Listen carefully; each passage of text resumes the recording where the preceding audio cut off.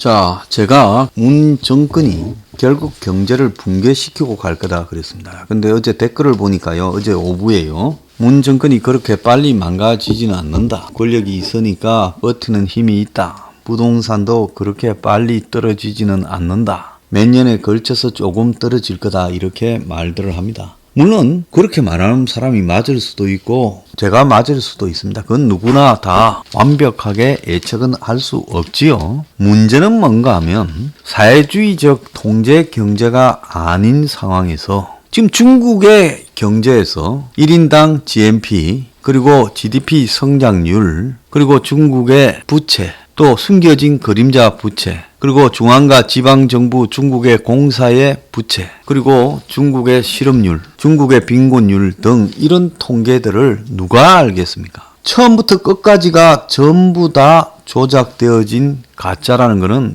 세상에 조금만 중국에 대해서 내다보고 있는 사람이면 다 압니다. 그러니까 중국에서 가장 정확한 거는 전기를 공장이 얼마 쓰는가 그리고 중국의 기차, 화물차의 철도 수송량이 얼마나 되는가 이런 거라니까. 심지어 지난번에 우한 코로나 사태가 벌어지고 난 이후에는 중국의 공장이 외국 사람들이 다 문을 닫고 철수하고 하니까 중국 공장을 켜놓고 빈 공장을 에어컨까지 돌리면서 중국 경제가 돌아가는 쇼를 했다라는 웃지 못할 일도 있었습니다. 그래서 우리가 여기에서 명확하게 바라봐야 될 부분은 문도 통계청장부터 얼마나 신경을 써서 자기가 컨트롤하면서 경제를 자기 손아귀에서 통제해서 임기 내에 모든 것들을 좋게 보이려고 노력하는가라는 것은 뭐 익히 알려진 바예요. 주식시장을 문기 통제할 수 있겠습니까? 그리고 바이오 주식이나 셀트리온을 문 정권에서 핵심들이 띄었다는 것은 세상이 다 아는 이야기입니다. 자, 이게 가라앉는 부분을 누가 통제할 수 있겠습니까? 언제까지 개미들이 계속 빚을 내어서 주식시장에서 주식을 사들일 수 있을 거라고 보십니까? 그거는 반드시 끝이 한계가 있을 수밖에 없는 거죠. 자, 부동산은 쉽게 꺼지지 않을 거라고 부동산을 띄우는 사람이 있습니다. 부동산은 뭐라고 부동산이 불패겠습니까? 지금 저렇게 높은 부동산을 사서 거주를 한다는 게 말이 됩니까?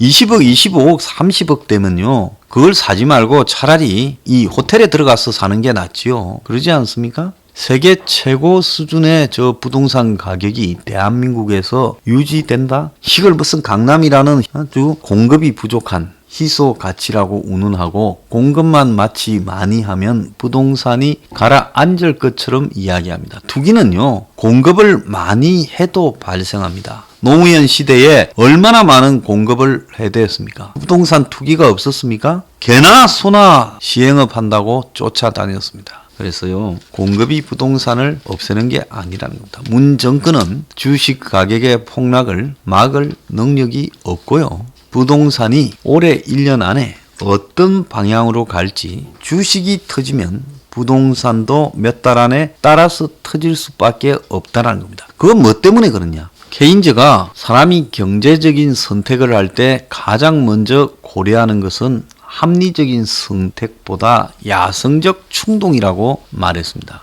저도 그 말이 맞다고 봅니다. 경제는요, 심리적 충동에 의해서 움직이는 것이 핵심이다. 사람이 그렇게 모든 것을 계산하고 앞뒤 가려서 합리적으로 선택하고 결정할 능력을 가지지 못했다고 보는 거예요. 그렇다면 일단 경제가 무너지기 시작하면 그때부터는 다 어떻게 생각하느냐? 무너지는 경제에서 살아남으려고 뛰어내리거나 아니면 무너지는 경제에 더 투기적 행동을 하거나 이러면서 이것이 가속화되어서 그래서 뱅크런이 일어나지 않습니까? 은행이 문 닫는 거 아니야? 그러다가 내 돈 떼이겠어. 전부 은행에 가서 돈 인출하자. 그거 막으려고 1인당 5천만 원에 뭐 한도가 보장됐니 어쩌니 하는 거 아니겠습니까? 그런데 제가 코로나 사태가 시작되고 이야기를 한 게 있습니다. 제일 바닥에 20%부터 무너질 거다. 지금 바닥에 20% 해당되는 사람들요, 정부 지원금 말고 소득 한번 물어보세요. 바닥에 40%에 해당되는 2분이 소득 한번 물어보세요. 3분이 소득 한번 물어보세요. 그래서 이미 1, 2, 3분위의 삶이 엄청나게 무너지고 있습니다. 오늘 아침에요, 뭐가 나왔느냐. 영세 기업이 코로나 못 버티고 파산 역대 최다. 작년에 파산 신청이 1069곳. 13년 만에 파산이 회생되는 것을 추월했다. 막다른 길에서 재기 희망도 잃었다. 정책 지원 끊어지면 더 많이 파산할 거다. 이런 기사가 나왔습니다. 개인 파산도 5년 만에 최다다. 기업도 제일 약한 기업들이 영세, 가공, 수공업이죠. 그렇지 않습니까? 이런 업체들이 지금 다 망하고 있다는 겁니다. 세운 지 13년 된 차량 내비게이션 업체가 파산을 신청했다. 부채가 8억까지 쌓였고 거래처에도 돈을 못 줘서 파산을 해야 되겠다. 그러면서 매경 기사에 보면 수없이 많은 자영업자, 사업가가 막다른 길로 몰려가고 있다는 겁니다. 2006년에 파산에 관한 법률이 생긴 이래 역대 최대 수준인 1069건, 그러니까 2019년보다 작년에 14.8%가 증가했다는 겁니다. 그런데 이게 작년이에요. 작년에 파산까지 간 사람은 좀 빠른 사람이고요. 대부분은 이제 작년 말까지 견디다 못해서 올 초부터 파산에 들어갈 겁니다. 이 파산 신청이 역대 최고를 기록하고 있다는 것은 지금이 은근히 다가오는 IMF라는 거예요. IMF 때는요, 한국에 외환위기가 발생하니까 금융기관들이 다 대출을 셋업하고 대출을 해소하고 이율을 엄청나게 올리면서 흑자하듯 운영하던 사람까지 부도가 난 그런 상태고, 지금은 은행에서 브레이크를 걸어서 문제가 발생한 게 아니라 개별적인 제조업 현장에서, 자영업 현장에서 무너지는 부분이 약한 고리부터 서서히 무너지기 시작하는 겁니다. 도미노 게임처럼요. 저 제일 먼 데서부터 무너지는 게 점점 앞으로 오고 있다는 겁니다. 한국 파산 변호사 회장이 하는 말이, 당장 1, 2년 버틸 자본을 가질 회사도 올해 상황이 호전되지 않는다면 정책 지원이 끊어지는 순간에 회사를 정리할 수밖에 없을 거다. 그러면서 이 한 파산 변호사는 작년에 파산 회생을 신청한 업체 대부분이 은행 대출을 받는데 어려움을 겪은 영세 업체가 대부분이다. 중견기업은 안 무너지고 버티고 있어요. 중소기업 중에도 좀 큰데나 실제로 돈을 벌지도 못하고 이자도 못 버는 좀비 기업이라도 버티는데, 그것보다 더 낮은 영세기업은 안 빌려주니까 은행의 대출 상환 시점이 돌아왔을 때 차례로 다 무너지고, 정부의 지원으로 버티고 있는, 아직은 버티고 있는 중소 탄탄한 기업이나 중견기업도 이제 은행이 금융 지원을 중단하고 그리고 상환 연기를 중단하고 돈 갚아라 하는 순간에 문을 닫는 사태가 속출할 거라는 겁니다. 이런 중소기업 같은 법인도 파산을 엄청나게 하지만은 개인 파산도 지난해 5만 379건으로 2019년 비해서 10.3%가 증가했다는 거예요. 근데 희한한 거는 개인 회생 신청은 6.5%가 줄었다는 거예요. 왜 줄었겠어요?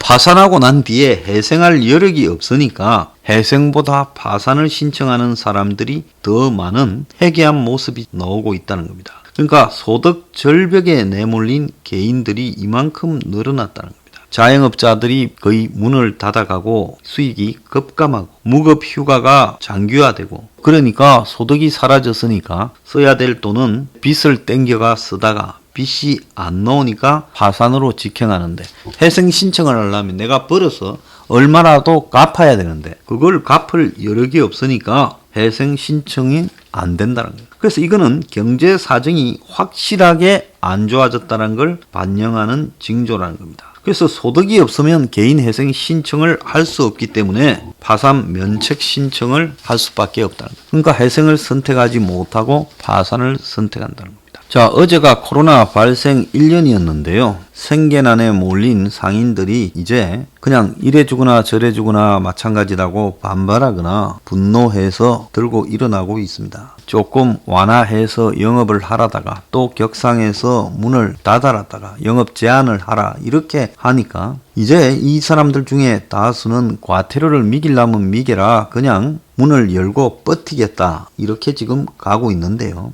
전문가들은 이렇게 특정한 사람들에게만 희생을 강요하는 것은 안 된다. 충분한 보상이 있어야 된다. 이게 대체적인 이야기입니다. 일본 같은 경우에는 문을 8시 전에 8시에 문을 닫아라. 이런 업체에 한해서는 하루에 63만 원, 한 달에 2천만 원을 보상해 준다고 합니다. 지금 한국에서는 아무런 대처도 해주지 않고 어쩌다가 100만 원, 200만 원, 300만 원 주면서 이걸 대책이라고 나눠준들 이걸 가지고 버틸 수 있는 사람이 별로 없다라는 거죠. 자, 기존의 불황에다가 전 국민이 지금 소득이 줄어든 데다가 그리고 자영업들은 문을 닫아라 또 열어라 영업시간을 제한해라 이렇게 하면서 이 사람들이 영업이 제대로 될 수가 없겠죠. 그래서 제대로 투자하고 자영업을 하는 사람은 이번에 이 상황이 올해 내내 계속될 겁니다.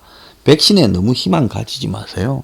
잘 되면 다행이고 이 정도 생각해야죠. 그러면 올 겨울까지도 이 일을 겪게 되면 누가 버텨내겠습니까? 결국은 다 문 닫아야 될 건데 이런 상황이 오기 전에 정부가 임대료에 대한 대책을 강구하고 또 자영업자들이 피해를 보는 만큼의 현실적인 보상 대책도 강구해야 되는데 이제 이미 너무 늦어버렸어요. 그래서 나중에 세월이 지나고 나면 문 정권이 코로나 독재를 하면서 한국의 자영업자들을 다 죽여버린 이 사태에 대해서 그야말로 광범위한 저항운동, 보상운동이 전개되어서 큰 사회적 문제가 될 거라고 생각합니다.